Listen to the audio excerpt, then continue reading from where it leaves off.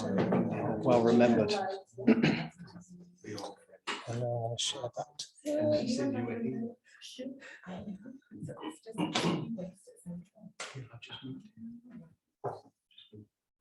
Okay, let's just check that's going backwards and forwards. Yeah, that's good. Okay, you're good.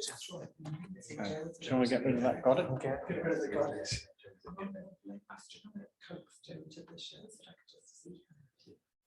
Okay, can I just get, of course. into shot? And that's, so hi, thank you everyone who's actually here in person. It's so lovely to see you, and thank you to those of you who are online. Look at the camera, Tom. I'm here to chair and to introduce Julian, who will speak for about 40 minutes-ish? Yeah, 45. 45, and then we will chat, we'll get a drink, you guys can get a drink at home, we'll have a chat, and we'll wrap up after that. So welcome, thank you very much for coming, welcome to you, thank you very much for coming. Julian is strategic professor. I'm not strategic anymore. I was a strategic professor, now I'm just an ordinary professor. Professor of Creative Arts at Flinders University, and he's kind of like Griffith now. Griffith now. Yeah. You're still listed at Flinders. Yeah, I'm an adjunct there. So, okay. Yeah. Right. So he's two professors. And there's a big clue on the PowerPoint. Yeah, so there is.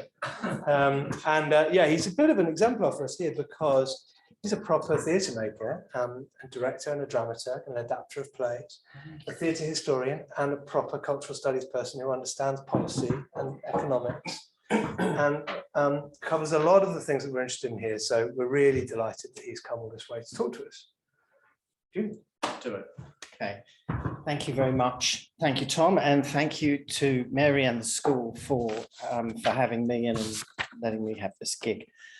So I'm going to talk for about 45 minutes, but before I do, I just wanted to say a few more personal remarks. I dropped in on Tom's symposium yesterday, and as is always the way with these things, every paper seemed to resonate with some special message for me personally.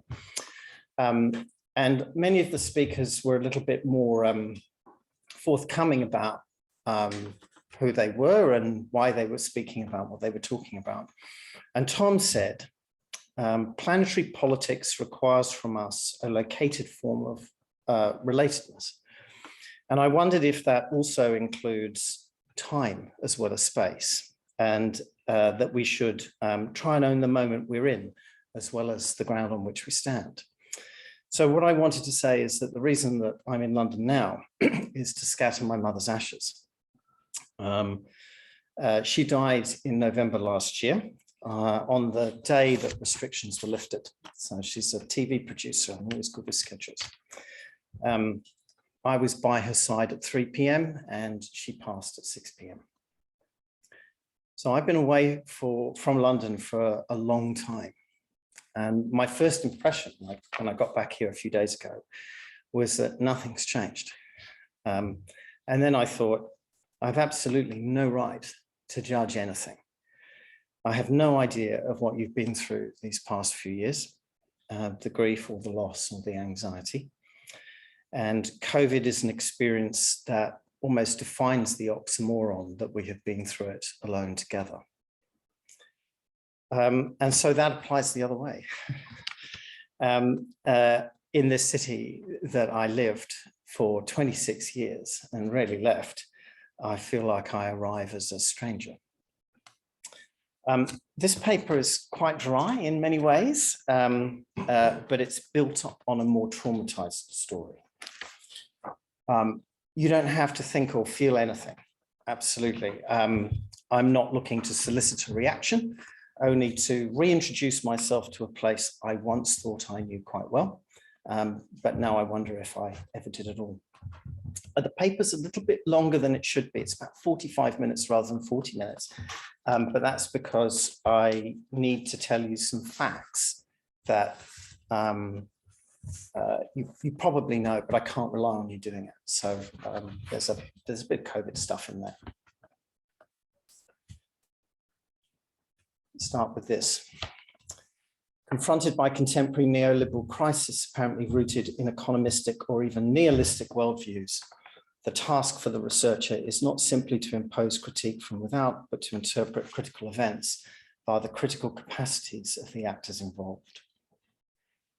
So a key observation in Will Davies's book, The Limits of Neoliberalism, is that given the way neoliberalism's different schools have contingently evolved, the task of evaluation is displaced into an uneasy and unstable methodological register. The concept of value is a cross-disciplinary one. It has moral, political, social, and cultural dimensions to it, and it's been addressed by many Western philosophers and social theorists. It is, so to speak, a gateway problem, one necessary to consider en route to other problems, the problem of good, of justice, of political order, and so forth. This is clear from Davies' own account, where the trajectory of neoliberalism's historical development has to be followed via the story of the elaboration of its evaluative methodologies and the professional authority needed to impose them as instruments of calculation, especially policy calculation. The methodological register into which neoliberalism displaces value is that of neoclassical economics and its primary goal of efficiency. Value is thereby economized and stripped of its other disciplinary dimensions. But this is not the crucial pivot. Davies describes a move in the 1960s away from the market idealism of early neoliberals such as Hayek, von Mises, and the order liberals of the German Freiburg School, towards the pugnacious neoliberal realism of theorists like Milton Friedman, Robert Coase, and Gary Becker. Neoliberal realism entails a switch of focus from the price mechanism to price theory, and the construction of a psychological genotype of a rational individual always already pursuing their own interests, whether they are aware of it or not. Free market structures become less important than calculations of overall or aggregate benefit, based on real industries where transaction costs attach to all forms of regulation, including, counterintuitively, regulation designed to preserve free markets. Davies calls this actually existing neoliberalism. Its most conspicuous feature is its tolerance of monopoly capitalism. Two things emerge from neoliberal realism which install themselves into the task of evaluation. First, what makes the switch from price mechanism to price theory thinkable is a flipping of competition from formal principle of market operation to ubiquitous feature of human life. We are all competing all of the time for everything. Second, to prevent this from collapsing into a Hobbesian bellum omnium contra omnes, calculations of aggregate benefit become a vital disciplinary device. Without these calculations, or more specifically, without the ongoing performance of such calculations in a visible and authoritative way, the violence latent in total competition will soon get out of hand. Neoliberalism will degenerate into anarchy. The forces it unleashes will lead not to creative destruction, but to an excess of what Plato called thymos, or pride, which today we associate with the narcissistic personality type. This puts significant pressure on the task of evaluation.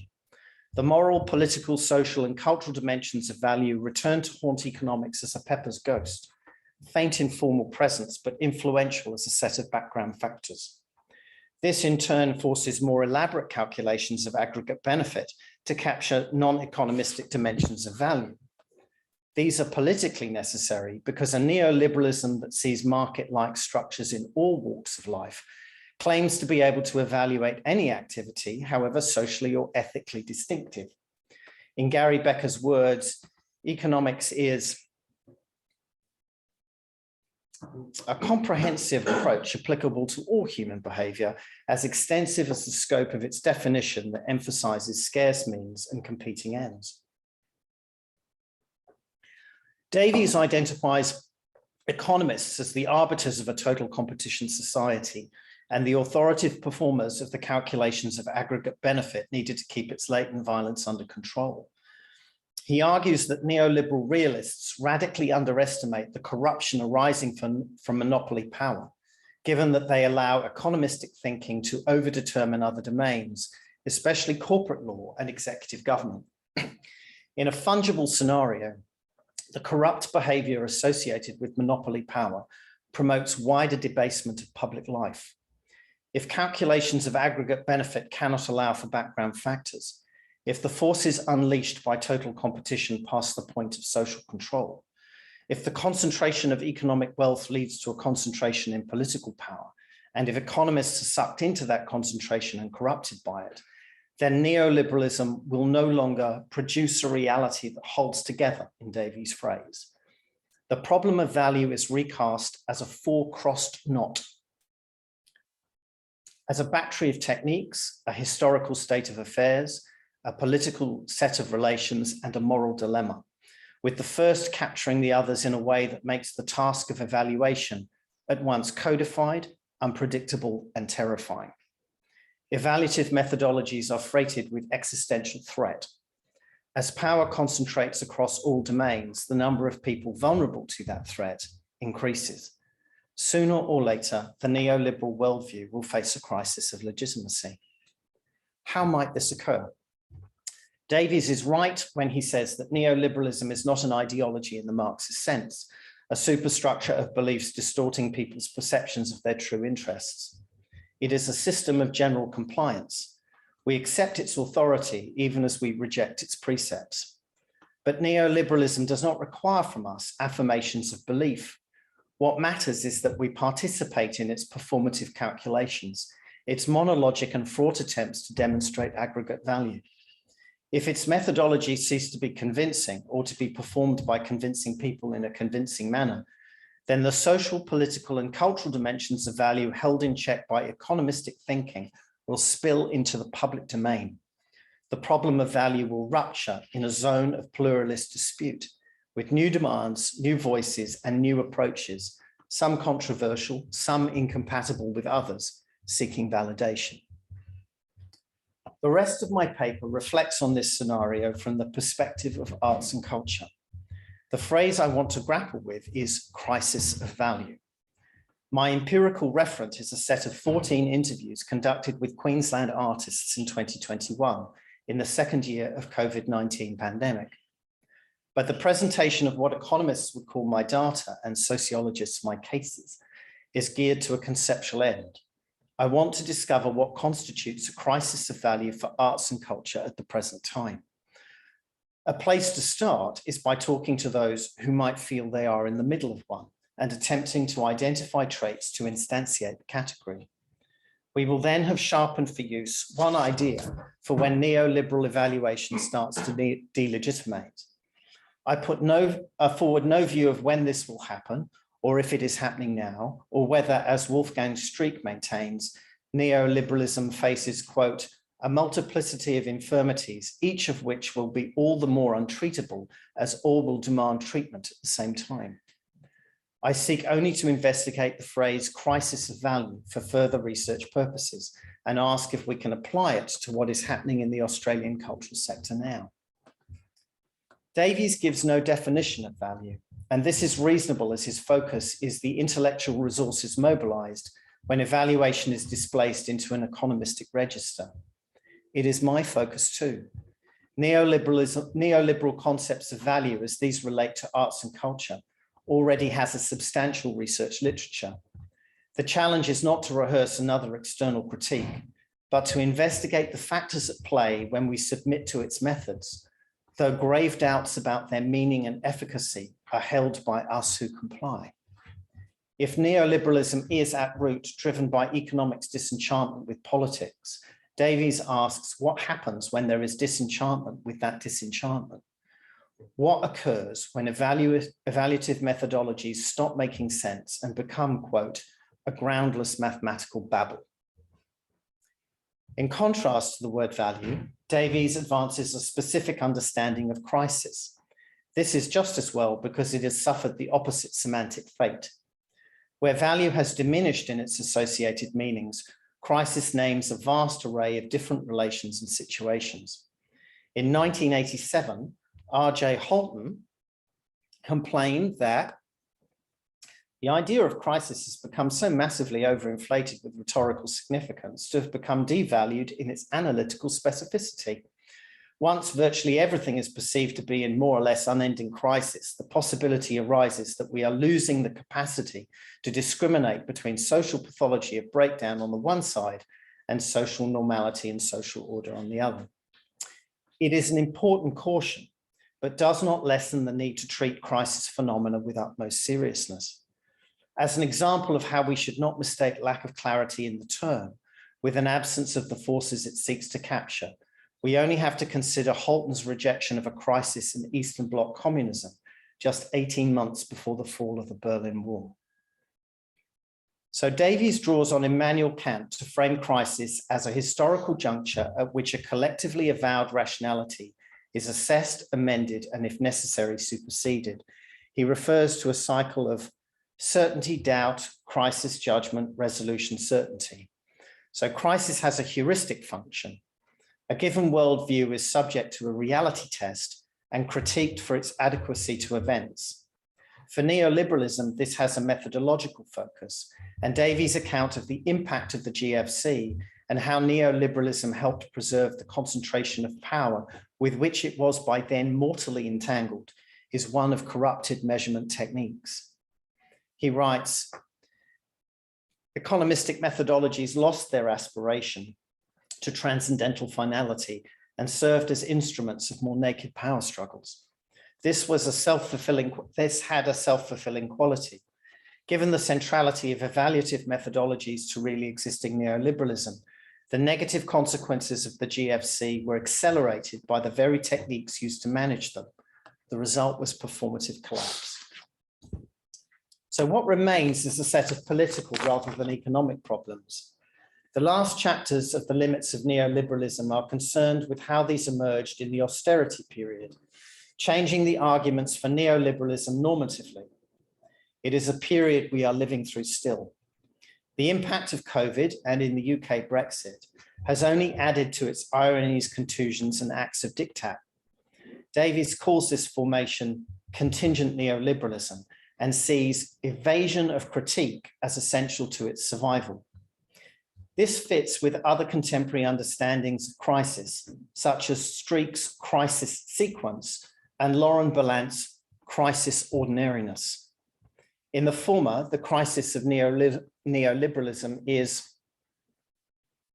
a lasting interregnum, a prolonged period of social entropy or disorder, which produces a deinstitutionalized or under-institutionalized society where expectations can be stabilized only for a short time by local improvisation, and which for this very reason is essentially ungovernable.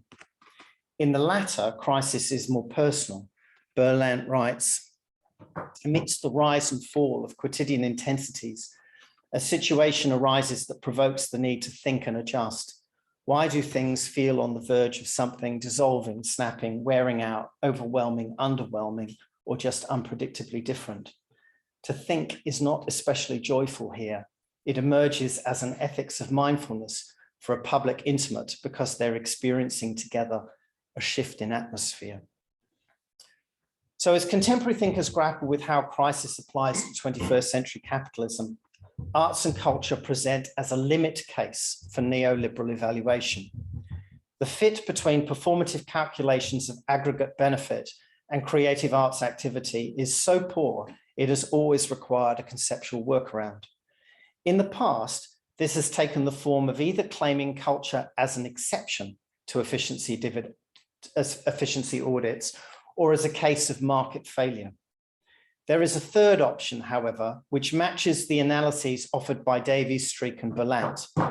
Indeed, it is a point on which they converge. Evaluative methodologies may have exhausted their efficacy, or more specifically, exhausted the people forced to apply them, but repetition substitutes for illumination, and compliance becomes a right promoting emotional and political cohesion. They need not make sense. Their job is rather to ward off, to prevent an emergent sense of crisis from converting into a commitment to collective action and holistic transformation. In this respect, Davies, Streeck, and Bellant offer not theories of crisis, but arguments for why, though we may feel we are living through one, nothing seems to be changing. What can investigation of evaluative methodologies in arts and culture contribute to this discussion? Here, the gain is to lift consideration of their value out of what Mark Fisher calls lumpen empiricism, the generation of ever more data sets. They often feel endless, with no clear critical aim and a weak hierarchy of concepts behind them. At the same time, the term crisis of value clearly has colligatory potential. It can contour what researchers see and hear in the cultural field and endow it with policy purpose. In Berland's words, it can give shape amidst the unpeaceful, uninhabitable, and unknowable state of crisis in which living on is also taking place.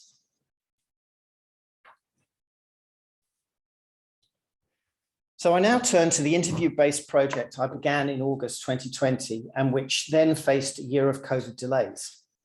It was a pilot project with the modest aim to investigate COVID-19 recovery strategies among select artists and cultural organisations in the Gold Coast and Brisbane area and generate and validate questions to equip further research into COVID recovery in the cultural sector. By the time interviews commenced, we had dropped any reference to recovery and were blandly titling it, Talking About the Experience of COVID.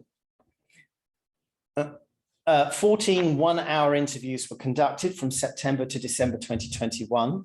Transcripts were then cleaned and coded by a team of 4 researchers and 1 RA, swapped around so we reviewed interviews we had not ourselves conducted. There was a mild attempt to be representative in choice of art forms and cultural organisations. However, and partly as a reflection of the practical restrictions we faced, the project represents a convenient sample of practitioners we knew we could reach, who were institutionally embedded and who were willing to talk to us. This ruled out that significant proportion of the cultural sector made unemployed by the pandemic, and as I will discuss in a moment, excluded from the federal coalition, that's to say the Conservative government's key income support program. So I'm just going to go into fact mode now, just so you know, if you don't. So drawing on interviews with cultural practitioners for generalizations about conceptual phenomena is fraught with difficulty. First, practitioners may not think in conceptual terms or express themselves in a conceptual way. Second, interviews capture one moment in time, so the views expressed may not hold beyond the immediate context. Third, interviewees may avoid telling the truth, using language they believe will protect them from a real or imagined threat. In Australia, that threat takes the form of denying grants to practitioners and cultural organisations.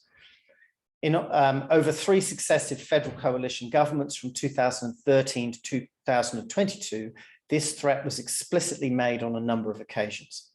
Finally, as mentioned, we interviewed people in work, those who, however harried and depressed, still earned a wage and engaged in arts-related activities. But we can look for emotional currents, patterns of words that express attitudes directly or indirectly reflective of a crisis of value. During the COVID period, across commercial and non-commercial cultural organisations alike, the political correlative of this was attitudes towards government. So the COVID pandemic has left an indelible mark on cultural practitioners, and globally the sector was more affected than any other. But the cancellation of live events and the shutdown of venues and markets was particularly pronounced in Australia. In 2016, the cultural and creative industries employed 645,000 people, or 6% of the workforce, of which approximately a quarter had jobs in the arts. In the March to June quarter of 2020, it declined by 19%, the highest of any sector, and the industry average was 6%.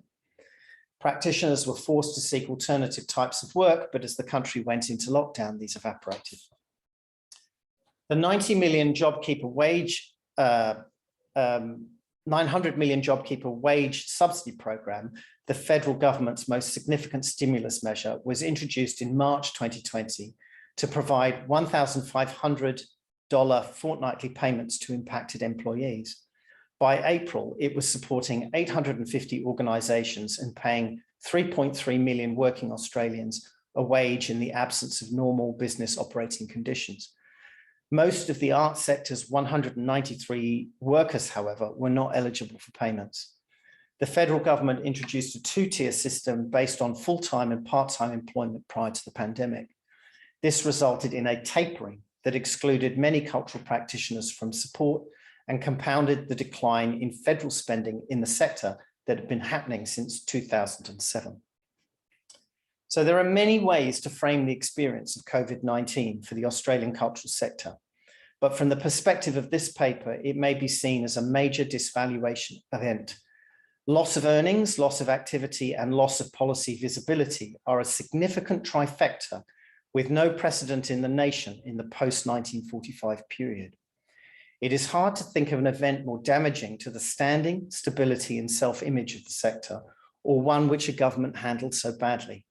If any moment qualifies as providing the historical conditions for crisis, then COVID-19 and its attendant restrictions lasting from March 2020 to November 2021, with effects that are still being felt today, fits the category.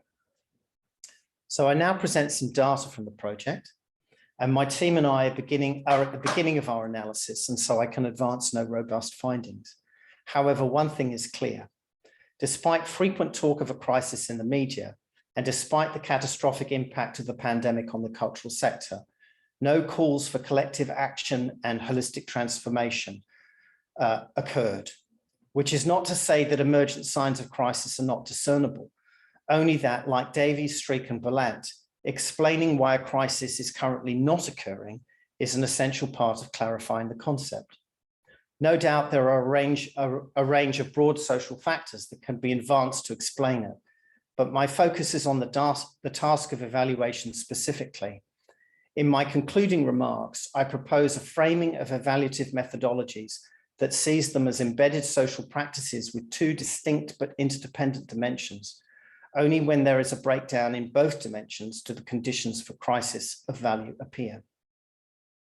So our project involves computer analysis of keywords, topics, and sentiments alongside the close reading of transcripts using the domain-specific expertise we have as researchers.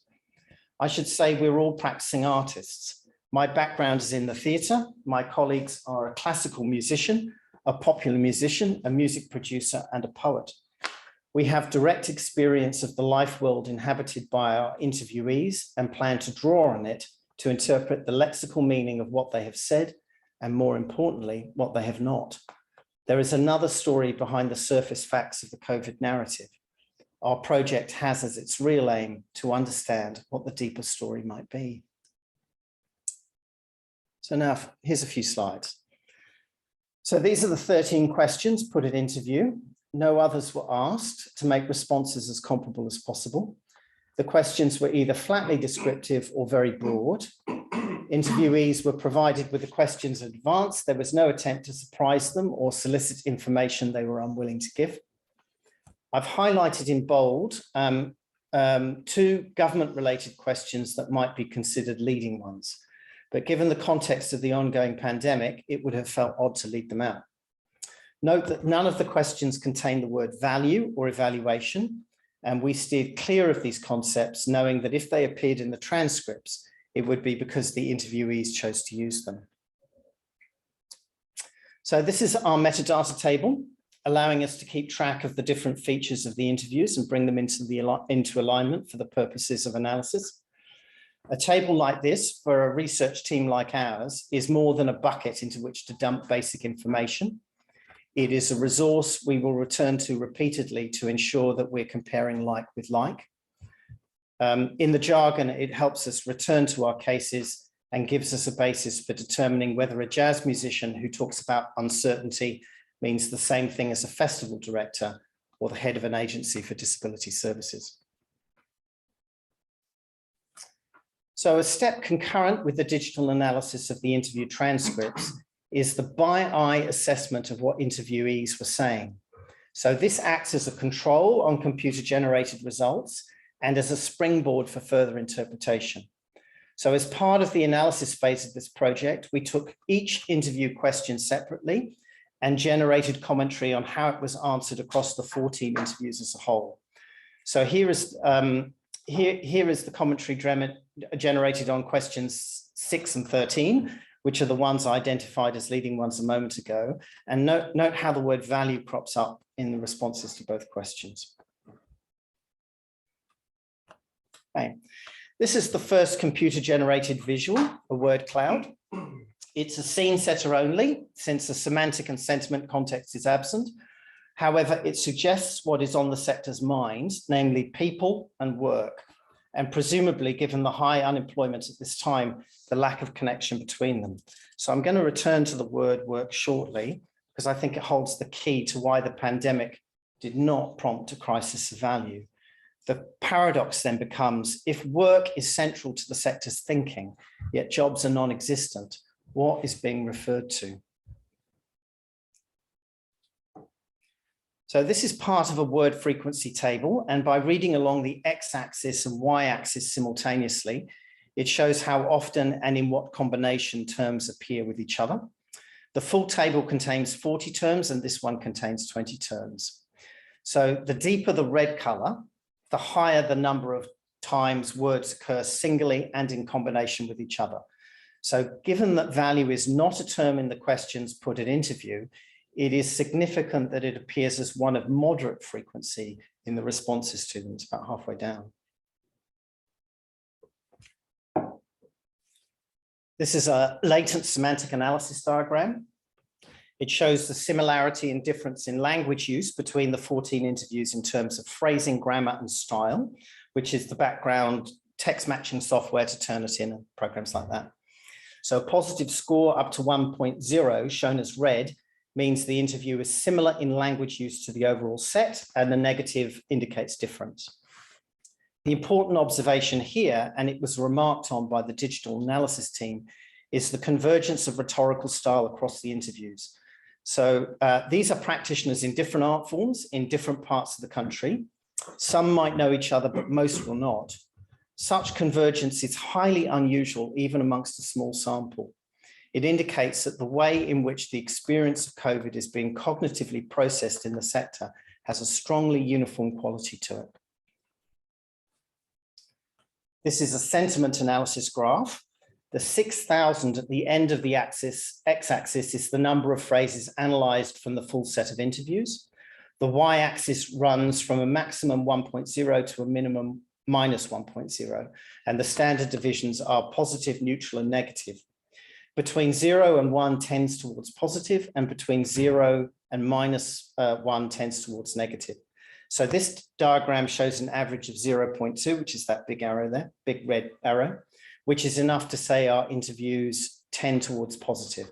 So at this point, we can say that despite the severely negative effects of the pandemic, this somewhat diverse group of practitioners with a strong degree of convergence in their responses are inclined to be positive and are focused on the keyword work. Somewhere there, but in a latent rather than manifest way, is a concern with value. How am I doing for time? You're about 32 minutes. Great. Well, I will use the other 13 minutes. Right, so this table is not part of the digital analysis, but reflects an approach I've taken previously to cultural policy documents. So transcripts are scrutinized for performatives. These are understood in a broad way as basically to-do verbs. They do not function in the sense that J.L. Austin identifies as words that are also actions, like I do at a wedding, but they definitely carry an illocutionary force. So for this project, we compiled a master list of all the performatives across all 14 interviews. And this is an example of the results. And I then fed them into a Voyant tool to get this visual. So this word cloud is subtly different from the one generated by our digital analysis because it is focused on the active verbs in the interview transcripts. People diminishes as a topic, and we might infer that they are an object of concern rather than a force to be mobilized.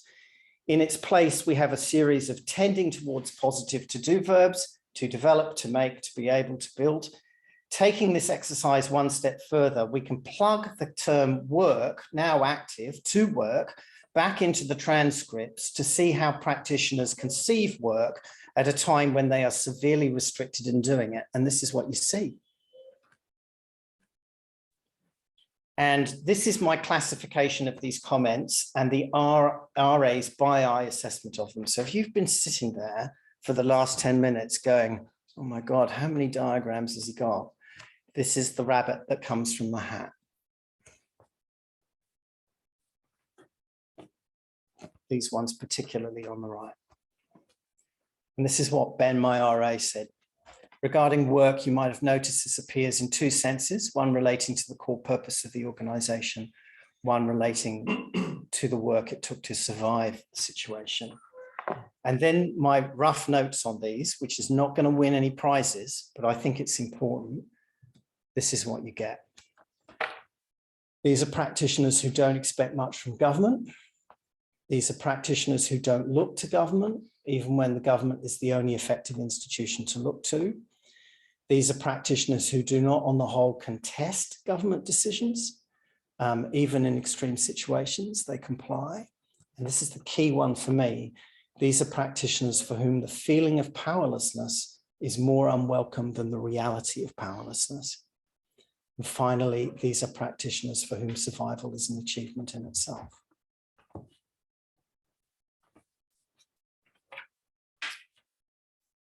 Okay. I have spent a decade examining evaluative methodologies used in arts and culture. They range from the poorly conceived to the actively misrepresentative. I will not reprise these arguments here, but point out the obvious. Where neoliberal worldviews dominates, all differences in the cultural field end up represented as comparative inequalities. Fed into calculations of aggregate benefit, they take quantitative form, fueling the financialization of policymaking that has swept countries like Australia and the UK in the last 50 years. But as Davies says, technical rationality and method do not simply advance by force of power. There must be a shared sense that it is the right technique to use, and its results will be a legitimate basis for consensus. My concern now is less the logic of evaluative methodologies than their continued capacity to impose themselves when, performatively speaking, the suspension of disbelief no longer holds. Fear is not a complete explanation for the fact of general compliance, nor is the seeking of individual advantage. In other policy domains, we see resolute and collectively minded action. But in arts and culture, the task of evaluation continues to evade critique from those who suffer it. Unsatisfactory though its methods are, they are accepted without significant contestation. This implies they are supportable for some other reason. It is important to ask what this might be. If those in the field cannot identify a crisis as a crisis, it is meaningless to propose that one may occur.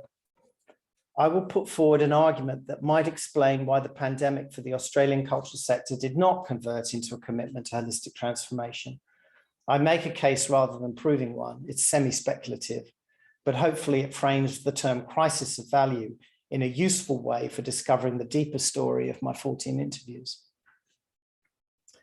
Evaluation methodologies are where the organization of experience and the organization of society meet at a delicate point. For the conjoining to work, a certain understanding must pertain about the mapping of personal perceptions onto abstract categories of order. The reality we see must seamlessly weave the reality we cannot, whose accreditation elicits the required collective behavior. The task of evaluation mobilizes two languages closely intertwined. The first is methodic and is focused on sense-making. Are evaluative methodologies in arts and culture rational? And do they adopt standards of evidence common to disciplines that consider themselves rationally based? The second is moral and focused on justice. Do evaluative methodologies produce results that are fair and acceptable according to the common standards of the day? These are the two intellectual questions those who comply with evaluative methodologies must consider, and they are addressed in different ways. The first uses the specialized vocabulary that appends particular rationally constructed techniques. The second uses natural language and takes the form of an accompanying narrative, explaining or justifying the results. The language of method is descriptive. It talks about what is found and measured, what is the case. The language of justice is normative. It talks about what ought to be, what should be the case. However, the language of method is subtly suffused with ethical awareness. We talk about forgiving a debt, for example, or extending grace on a loan. My argument is that these languages can at times substitute for each other. It is possible to view the performative calculations of aggregate benefit from two perspectives. It can be maintained that though the results are unjust, the methods make sense. Alternatively, it can be maintained that though the methods are incoherent, the results are fair and acceptable. There are, if you like, two coextensive ideas of reason in play. One is the reason of calculation, the other the reason of morality. Given the broad remit neoliberal evaluation claims, it cannot avoid the double resonance of these twinned languages, but it also benefits from the neuroplasticity involved. When the logic of evaluation attracts no serious believers, it can sustain itself if its outcomes are embedded in an accompanying narrative acceptable in normative terms. But what ethical reasoning can inform a tending towards positive narrative for cultural practitioners at the worst of times? Here, the experience of COVID is revealing because it shows how far the Australian cultural sector has drifted from public good arguments for its support that were common in the 1960s and the 1970s. I'm putting words in the mouths of my interviewees, but I propose that the ethical reasoning of the sector in its relations with government now mobilizes the category of the deserving poor, reflecting the moral outlook of 19th century liberalism and inherited by neoliberalism today. So I wanted to put this in Davies terms. On the methodic side, evaluative methodologies must establish a degree of commensurability such that a miscellaneous range of objects and relations can be inscribed onto the same starting point. If they cannot, the initial equality claimed by performative calculations will make no sense. And on the moral side, they must ensure the availability of a suitable value narrative without the necessary explanations that accompany performative evaluations. The production of inequalities will be perceived as unjustified. So the first problem is one of starting premise, the second of final outcome. The first is beset by issues of equivalence, evidence, and units of measurement. The second by issues of moral acceptability and political appeal. When there isn't a crisis, there is consensus about either meaningful starting premises and commensurability or justifications of outcome inequality, or both. A crisis of value requires two things to co-occur: a breakdown in the sense of performative calculations and a breakdown in the accompanying moral narrative. Just one or the other won't light the blue torch paper. Put another way, when the methodic dimension of the task of evaluation fails, it is the accompanying moral narrative that ensures compliance. Until this narrative is contested, there can be no crisis. For policy activists like myself, interested in challenging neoliberal evaluation and encouraging those in the cultural sector to do likewise, demonstrating over and over that its performative calculations are senseless is unlikely to lead to change. Instead, an ethical critique must be mounted. I want to give a tiny example of how it is possible to contest evaluative methodologies without simply rejecting them out of hand and being open to the charge one is rejecting evaluation per se. It involves language use and the disciplined deployment of alternative terms to shift the moral narrative around benefit calculations. It is at present habitual in the Australian cultural sector to refer to government funding when discussing support the state provides to cultural practitioners and organisations.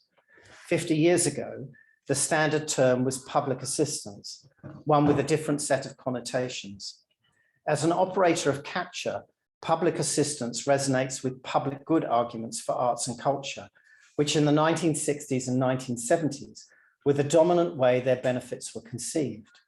It also resonates with the notion of public value, which, as Mariana Mazzucato points out in her book, The Value of Everything, is a term waiting to be filled with categorical detail. Deploying the term public assistance and ceasing to refer to government funding is a useful step in creating a semantic economy where it is possible to seriously debate public good and public value as important normative concepts. The issue of how they should be calculated, which is the likely comeback from neoliberals, is, if not irrelevant, then secondary, given that methodic sense does not sustain evaluative methodologies currently. Changing the way we talk is not the same as changing the world, but in the realm of evaluation, where benefit calculations freight a frightening performative power, it is an action in itself. We should look to our language and make our words fit for purpose for the different moral narrative we wish to tell. rather than producing growing mountains of data in the mistaken belief we are refining a debate. The struggle for a more meaningful and equitable conception of value lies entirely in another direction.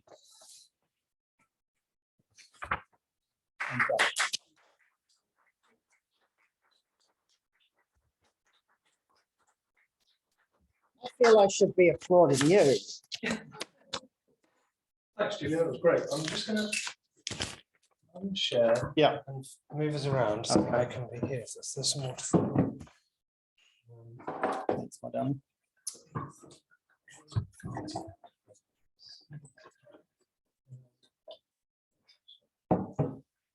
Right, if I move across. Move that. So, Yes, well done.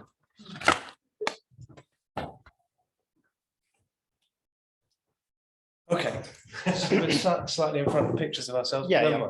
Okay, I have some questions. Yeah, of course you do. And people on Zoom, I'm going to be moving over here to check the Q&A box. Yeah. So if you want to use the Q&A box on Zoom, please do, and we will get to your questions. I'm going to thoroughly exploit Chair's privilege. Yeah. So where shall I start? Okay, I'm going to start with periodization. Yeah. So I was thinking about that in relation to, is Frederick Jameson, isn't it? We cannot not periodize. Yeah. And I'm thinking about neoliberalism partly, and this is totally selfish because I'm working on what I'm calling the long white 90s, which go in this country from, I'm arguing, 1992 to about 2015. Yeah. My reasoning for that is at some point in 2015, consent for the neoliberal project seems to collapse, right? Yeah. And you know, you get Corbyn, you get Trump, you get all of these kinds of things happening in sort of, let's call it Anglo-America and indeed in Europe, splitting in different directions. It's very chaotic, but it is no longer kind of consent. Yeah. Seems to me. So I wonder how that fits in relation to your sense of neoliberalism, because my problem is, well, okay, so where have we been since then in this kind of, you know, the twitching sort of body, which seems kind of like people like Keir Starmer, just kind of relentlessly twitching. But then I suppose your problem is, was there a shift then, or are we just still in neoliberalism, or is it a different? So what's that's my question. In a way, I feel like I should apologize because I could have talked in a very different way. I could have told a story. And that story for us in Australia would have probably begun in 1996, which is when we had our kind of Thatcher moment, really, in some ways. And I could have costumed it, I think, and made it more vivid to your mind in terms of who was doing what. But I think that would have explained nothing. So it is a little bit difficult, you know, to say the phrase neoliberal evaluative methodologies is quite hard on my mouth. Like you really have to kind of, you know, masticate the words, but perhaps in 2015, just to take that date, it became possible to use the term neoliberalism without having to define it too much. So at that point, it's sort of some kind of collective convergence happened around the understanding of the term, and it became possible to refer to it. From my point of view, having started my work on the problem of value earlier, it was impossible to unsee the methodological aspect of it, because what you're talking about is really the front stage drama, whereas the methodology is the thing that makes it whole together. And if in the paper you're always thinking, oh, well, this is happening to other people, this is happening to artists or practitioners, and furthermore, it's happening in another country. I had to participate in the evaluative process for this institution only a few months ago, and it was the same. It was the same process, the same categories. So the periodization is important, but the methodologies don't care. And the institutional formations are sustained, or seem to have been sustained anyway in this context, at least until now. Yeah, absolutely. And I was thinking about this in perhaps, again, not a provocative way, but in a kind of way that might persuade people to take an interest in these problems, which was, I know what will bring people into the street, but what will stop them from giving in their forms? What has to happen before they actually stop complying? And that really is that's my focus now. I'm not surprised that a small elite, however conceived, would set up a system where in some way they benefit from the results of an evaluation exercise. What I think is a challenge for me and for other researchers is why those who do not benefit from this system are a part of it. And in order to unpick that, you have to go through the laborious process, and it is laborious, and I'm so sorry for it, of actually understanding what people think they're doing. So hence the interviews, hence the sentiment analysis, hence the careful unpicking of language, plus all the caveats, kind of going, well, they're not going to tell you. You know, they're not going to kind of go, yeah, here's my critique of neoliberalism. Not if they're running a kind of, I don't know, reading group in regional Australia. So you're going to have to take that experience, and in some way, while respecting that experience, you're nevertheless going to have to do an analysis on top and around it in order to come up with some kind of structural explanation that is still respective of their agency. Yeah, and I want to come on to that, and I suppose I'll just slightly bracket it and deal initially with this question of kind of mechanisms of so you quoted Gary Becker, and you know, political scientists were always telling us, oh well, what happened under neoliberalism is, you know, economic terms got generalized to all aspects of human life, so we all started talking about investing in our relationships. What they're less clear on, much less so, is what the mechanisms for that are. And I thought Pepper's Ghost was an interesting image of that, because it is kind of contradictorily both this sort of shimmering, evanescent thing appearing on the stage and an incredibly resource-intensive industrial process going on underneath the stage, where people are literally kind of passing out because it's so hot with the brightness of the lights that they needed to produce this thing on stage. So and that made me think, well, what is going on then, do you think, under there?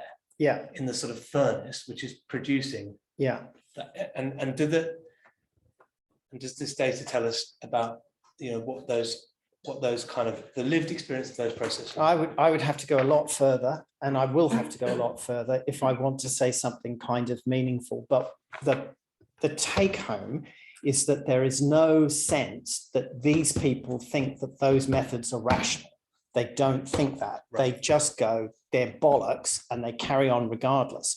So if you appear as a researcher and you kind of go, they're bollocks, you're not telling them anything that they don't already know.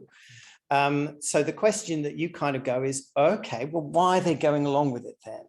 And then that's where you kind of go, actually, there's two ideas of reason happening here. And the methodic one, which naturally as a researcher is the one that you take most seriously, you know, the Pepper's Ghost, is probably less important than the moral critique. So that changes the nature of the way in which you interact with the policy process. You know, policy, if you like, has two bits to it, the numbers and the words. And generally speaking, when we're talking about particularly value methods, not all of them are quantitative, but many of them are quantitative. And so I say this, next time somebody hands you a sheet of numbers, take your finger, stick it on the number and run it up to the word at the top and see what that word means. Because probably it will have a moral connotation of some kind or another. There will not be an easy fit between the number and the word. I guarantee it. And in that little, what do you call it? Like little wind trap, that little abyss, that little oubliette between the number and the word is where the real action is in some ways. So you want to stick your finger in it and kind of go, okay, it's not quite an unconscious process. People kind of know what they're doing it. Irving Goffman would say it is a process to which we disattend, you know. And an ethno-methodologist, which is really my there's a whole other, even more geeky paper where I talk about the kind of my methodological kind of affinities, which are with Chicago School sociology. And isn't it ironic that Chicago School sociology is the most context-based sociology, and Chicago School economics is the least context-based economics? And you just think, oh, I wonder what they were like when they passed each other in the cafe.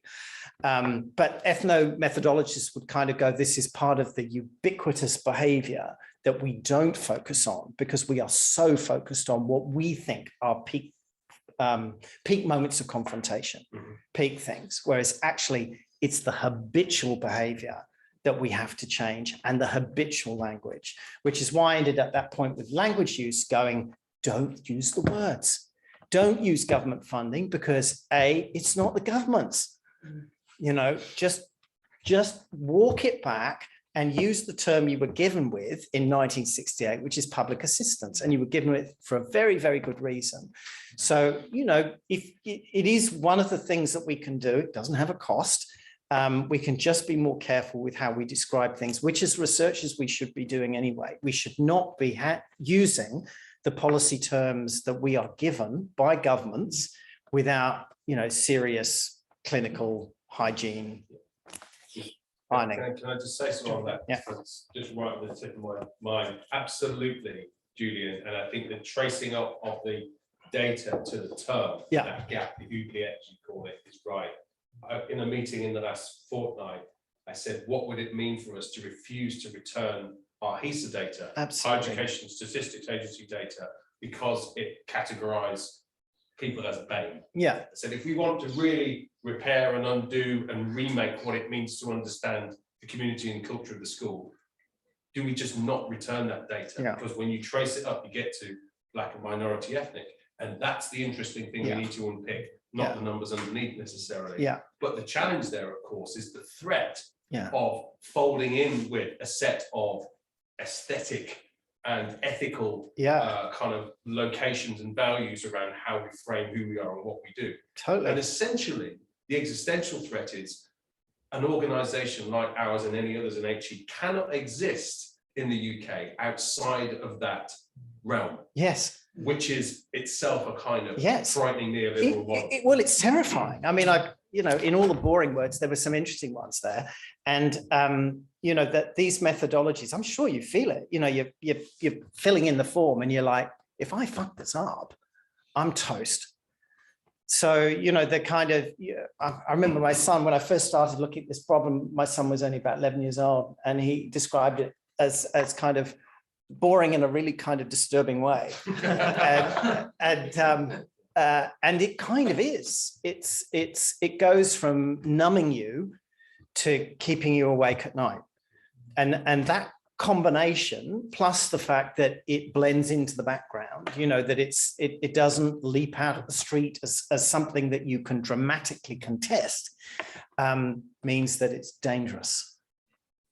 So you need a different way of dealing with it, I think. And you know, as we would say, new tools.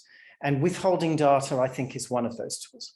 When you withhold your data, plus language use, refusing to use the words that are just given to you, so that you kind of, you know, basically you massage the category so that you feel that the fit between the word and the number is better.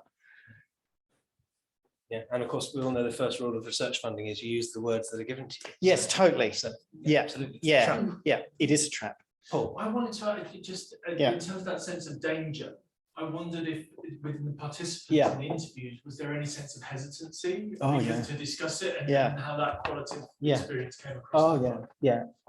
As I said, there's so much I left out of this, and you might be grateful for that. But one of the things that I asked my team to do, and I did it too, was to take field notes while we were doing the interviews, so that we had a lot of information of a paralinguistic nature. And when we started to get the stuff back from the data analysts, you know, they kind of give it in, it's really useless until we get in the room and go, okay, what's going on? What do we think is going on? Because we've all got different art forms specialisms. So, you know, I had a couple of the theatre companies, and I pretty much know what's going on because I know the programming logic. So I can go in there and kind of go, oh yeah, well, they evaded this question because I knew that this funding application is coming up. Or, you know, they can bag this person because they're not getting support, but they, you know, so you have to use the digital analysis and your by-eye assessment in order to kind of, I've just called it here, the deeper story. And it's, again, it's slow going. It's painful. Getting the quant and the qual to come together is just like, oh my God, why did I ever say yes? But it is revealing. You know, like to get those 4 little statements out at the end, you know, and to go, okay, these are people who would rather feel rooted than powerless. And that's really, really interesting about why that is the case. And, you know, I've got some explanations for why practitioners in particular don't like the feeling of powerlessness. I'm sure nobody likes it, but they really hate it. There's a question here in the Q&A, which is picking up on actually from Alexis, who is a student. Says they're learning to share stories as data. Yeah. And they really appreciated your graphs. So wondered. Oh, I'm glad somebody loved them. How do you go about choosing a format for sharing the stories of data of what the interview shared with you? Say the last bit again. How do you go about choosing a format for those graphs? So yeah, you know, the sort of word thing that I've got the names coming up. Yeah, the voyant and all that kind of fancy stuff. The book, you know, the book that we wrote for the sector a few years ago, 2018, really to help people who are in the field understand what the problem was. Got criticized a little bit from academics who went, it's not written for us. And we were like, yeah, well, too bad. One of the things that says in the book is no number without a narrative. So it doesn't matter what you're showing, whether it's a graph or whether it's a you know, kind of set of just statistics, always have an accompanying narrative, because it's the narrative that gives meaning to the numbers and not the other way around. So the answer to the question is, it doesn't matter. What matters is the narrative framing. And that's why you got 4 pages of Will Davies before I showed the graphs, because you know, that's my interest. That's the framing. That's the story at the moment, trying to smoke out, as you have rightly said, Tom, if we're living in a time of, I don't know, the collapse of neoliberalism, why hasn't it collapsed? Yeah. Good question. There's I want to pick up on that actually, and I was interested. I was thinking as you're talking about Lazzarato, and I emailed you about this. Yeah, and I got that book. Yeah, because so he's really interested, weirdly enough, in a kind of arcane form of employment insurance for French artists. Yeah, called intermittent, who basically are people who are intermittently employed. Yeah. In the cultural sector. Yeah. And it used to be a rule, apparently in France, that you just, if you were intermittently employed in the cultural sector, you just got this kind of employment insurance. It's just a thing which everyone has. And then the government were like, hang on, this is really expensive. And so they started to go, okay, well, you have to have been employed for such and such a number of weeks, and you have to have earned such and such an amount of money. And they started to try and limit the group of people who are who are eligible for this support. Now, what he sees in that, I think, which is where it gets interesting, this thing which he says right at the beginning of his book, he says there's this disjunction under neoliberalism between work and employment. Yeah. So the work you have to do is so much more than the employment that is ever really going to be available to you. And so I think what he's saying is there is a generalizable thing going on here from the problem of this kind of in-between status, which shows you something about the way this society is functioning, and which will start to spread out, i.e. everybody is going to be doing more work than they're going to be getting employment. And this is a means of kind of social control. Yeah. Is that something like what's going on here, or is that just a different story? Well, just to answer it prosaically, so my wife's a costume designer, she works in TV and film, and she was one of the people who was ineligible for the JobKeeper program. And I didn't lose my job in COVID. A lot of my academic colleagues did. I hung on to mine, which is just as well, because my wage was supporting 4 people. And I watched her go out of work for 18 months and not get a penny because they had tweaked the eligibility criteria in order to exclude her. And that was massive. It had a massive effect. So they do, the government in this case, tweak, the damage is done around the eligibility criteria. And there's, not just in COVID, but also around the disability support scheme that they have set up. What's on, what's off, it comes and goes. It's again, it's terrifying. If you're in the position of actually looking after somebody who is disabled, next Tuesday, you might not be able to get your physio service. So that's where the battle has become now. The battle has become methodological.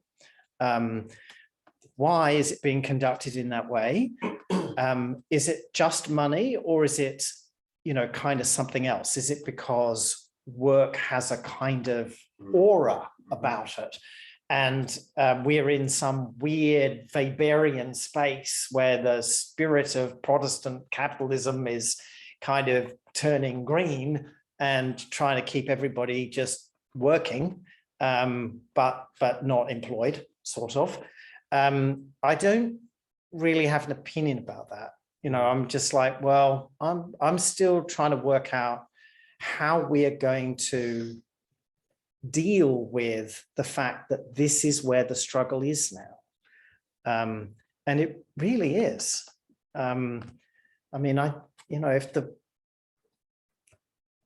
If there's going to be a better world in all of this, it's going to be because we take control of the administrative forms and processes, and not because we take control of the streets. That's what there's a Indy Johar, and if you know Dark Matter Labs, he talks about the boring revolution, which is systems based. Totally right. I was just wondering in response to that, something I wrote as a thought to myself while you were speaking, related to that comment, Tom. I was wondering about the notion, the potential for the suspiciousness of freelance and the suspiciousness of unemployed or underemployed, or anyone who doesn't fulfill a kind of institutionally employed model of kind of given up the privilege to be able to access furlough or others, because actually they're in a realm which is already suspicious. No, I think that's absolutely right. And there's another little step there, I think, where you can explain one of the reasons that the people that I was talking to, but this will also include my wife, were so reluctant to give up their sense of agency, because that's the only thing they've got left. So, you've lost your job, you've lost your any sense of support from the government. They don't give a toss about you because you're part of the gig economy. That's basically it. That's how the criteria were manipulated to kind of leave people off who are on serial short-term contracts, which is like most people in the arts. But what you have left is control over your life. So, if I front up and kind of go, you've been screwed, the answer is no, we haven't. We can deal with this because agency is what we have.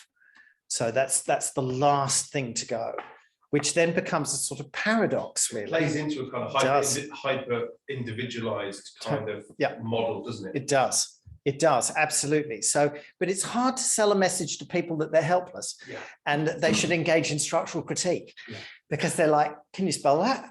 And they don't feel like they're part of a structure. They feel like they're, just trying to get through. Alison, yes, it's just picking up, just sort of coming back to the interviews and your question about their reticence. And I was wondering if they were anonymous and they knew they were going to be anonymous, and did that not make any? No, it didn't. Made no difference at all. None at all. So yeah, not only were the interviews anonymous, but we also before we use anything, you get the, this was so hands open, friendly, questions in advance, when suits you, no jumps, stick to the script, super secret squirrel does everything by the book. And even then, the anxiety you could have cut with a kitchen knife. So it's, whatever is going on is not a product of the short-term situation. it's, maybe there's a bit of COVID in there, but, I've been around the sector for a long time, and to me, it looks like the wallpaper. I wanted to ask, Australians, they're known as resilient nation. So do you reckon that, art sector and culture sector, would they recover soon, after COVID? For example, in New Zealand, which hasn't suffered that much from COVID, but let's say Globe Theatre it went bankrupt in the first 2 months. It was really good theatre. It went bankrupt straight away. The big major entertainers from overseas, the cancers, they got cancelled. So New Zealand hasn't suffered, but the creative industry has suffered a lot. So what would you predict in terms of Australia? I think the sector has a choice to make. There's an alternative trope to crisis, which is very closely associated with, neoliberalism and neoclassical economics, which is that of short-term shock. So that appears in the marginalist economics very early on. It's known as the business cycle, basically. So short-term shock goes, bad things happen, and when they happen, you swallow, and then you get better, and then everything starts okay again. So crisis, as Davies defines it, it's different. That a crisis in your life, because midlife crisis, is like, no, I'm different. I'm different after than before. Short-term shock, I'm the same. I've got over it. I'm moving on. I do not. Kind of corrective market correction sort of stuff. Totally. That's the language of the business cycle. So I look at practitioners now, and I can see them going, I don't know if that translates on the webinar, kind of going, which way? How are we going to frame this? I can see it in their faces, and I'm like, okay, this is interesting. And on Tuesday, they're like, no, we're fine. And then Wednesday, half their cast are off with COVID. The government won't give an insurance scheme. And they're like, no, we're fucked.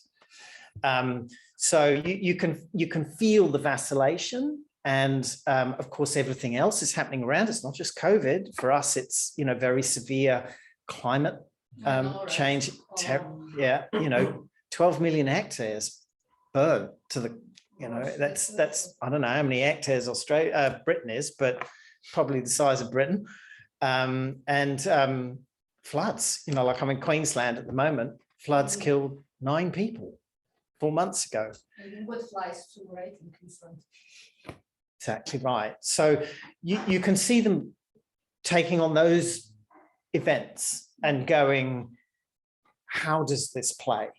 And the language of resilience is an elastoplast over a crocodile attack. It will get you through the minor cuts, but when you've had to dump your theatre program 3 years in a row, then you start asking different questions. So I can see the uncertainty that people are in at the moment in terms of the choice of master metaphor. And that language of resistance moves the responsibility from structures and systems to individuals. Yeah, totally right. Yeah. And I mean, without being too much of a cracked record, I try and move people away from the language of resilience and say, don't use that word. Resilience is an engineering term. If you're an engineer, use the term resilience, but do not use it in this context. And they go, okay, I won't use it. I'm like, good. I might say that it's not very elegant, but in the introduction to a special journal issue I'm working on at the moment, I did write resilience principles. Yeah. You know what I mean? It's Yeah. it's like queer work, and it's like we're all meant to be so resilient. And also I'm just like, oh, right, at this point, just. I can see it. I can see it. I see the suffering, and I kind of go, I don't think the people I know can really take much more of this. So, yeah. There's a question here which actually picks up on that really quite well. So it's about impasse rather than crisis. Yeah. So this is Tony Fisher saying crisis implies some kind of agential motive. Yeah. Which is kind of what we've just been discussing. Leading to its resolution. But if the crisis then becomes that there is no crisis, hence the responses you receive, then how is it possible in that context to challenge it a given regime of value by transforming its semantic basis? What if value is the crisis, i.e. evaluative thought as a kind of ontological reduction to value? Yeah. Does that make sense? Yeah, it does. I mean, one of the reasons is that I have to teach the honours years research maths. So we're endlessly talking about the difference between ontology, epistemology, and methodology. Well, I am. And one thing that I say about the problem of value is you actually can't spend a lot of time in it because the air is thin. Like I could, if I wrote papers like this every month or every quarter, I'd go mad. So you spend a bit of time in it and then you go somewhere else, which in my case is my history stuff.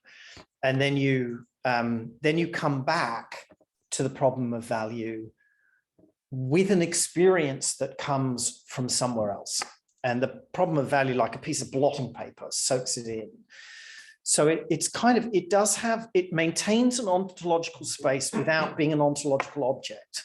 You can't just go, there's value over there in the way that it is with chair. So Alain Badiou would kind of go, well, like philosophy, it has no truths of its own.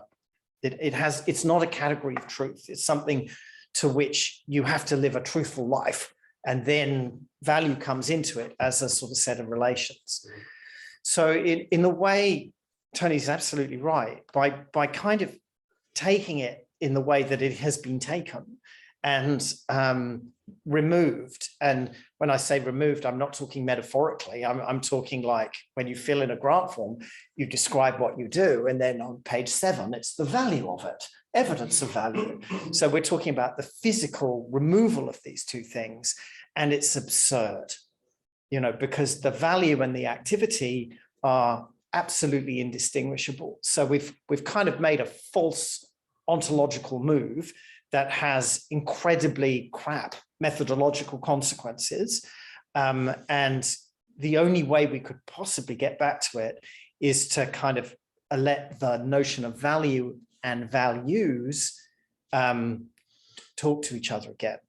But that's difficult in a contemporary world, and not just because of neoliberalism, because I suspect everybody is frightened of what that conversation might look like and how messy it would be. I've got an annoying question for you. Yeah, I know. I don't. This might sound aggressive. It's not meant. No, I'm far away. Aggressive. But in the context of a settler colonial state, an ongoing settler colonial state, value does have a kind of particular history, right? Particular violent, extractive history. And I wondered when you were talking about when you were running, so I'm borrowing from Robbie Shilliam here, because he says, you can run neoliberalism through liberalism. And for example, you end up with categories like the deserving and the undeserving poor. Yeah, you do. Because that's his sort of epistemological history.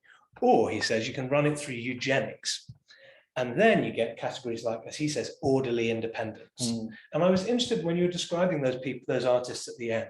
Yeah, I was like, okay, this is, you might read this as kind of depleted, incredibly kind of depleted, hollowed out people, really, in some sense, in a relation to the state and to social sort of formations.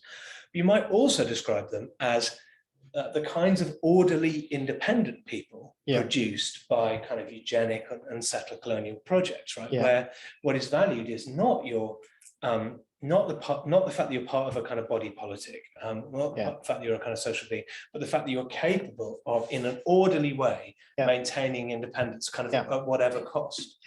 So I wondered, not to say, this is a kind of peculiarly Australian problem, but I wondered how much it is bound up with that history. Do you think? I don't think it's I don't think it's a provocative question at all. I think everything. In 2019, when we went into COVID lockdown, I put all my value work on hold because I did. I lost a team at that point, and I spent the next 2 years doing very different kind of work, which was really around Australian history and the relationship between Australian history in the post-Federation period and its drama. And I thought I knew Australian history reasonably well, and I'm embarrassed to say that I didn't know it as well as I thought I did. Everything is to do with race. So the moment they federated, they passed the White Australia policy, and it just goes downhill from there. And so I was writing about these beautiful plays and reading this terrible history. So nothing surprises me anymore, having been through that learning experience. And I went, oh God, as far as Australia is concerned, everything is entangled with race and racial categories. And it's Adit Moses, who I came across the other day, and his description of 1850 to 1950 is the racial century.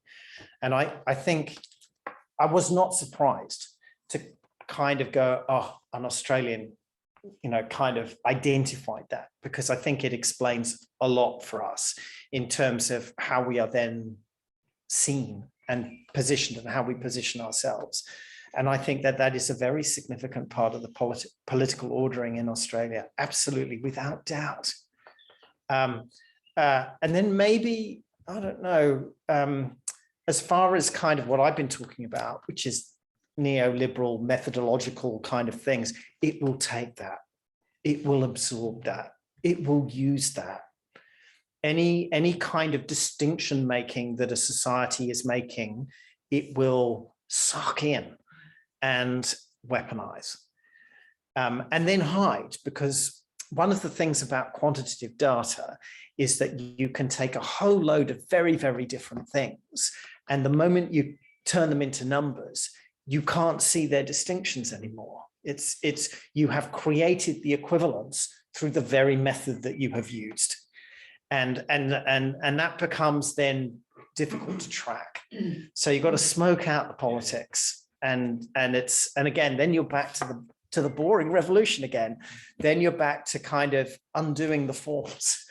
And I don't know if you know that wonderful book by Bowker and Starr, Sorting Things Out. And oh God, it's a fantastic book. And one of the things that they say is the moment a classification system is in place, the political wrangling that created that system is instantly lost. The data kind of hides category error. Yeah, it does. That isn't the thing we're talking about. Yeah, and all the fights that people had over, developing the categories in the first place. All of that gets lost because all you've got is the form. That's a very good ending for a paper on evaluation. So thank you very much, That's Julian, okay. for joining us. No, thank you very much. Thank you to everyone online, wherever you are over there, and thank you for people in person. We're going to have a drink, have a nice drink at home, and thank you really for really, really rich. Thank you so much.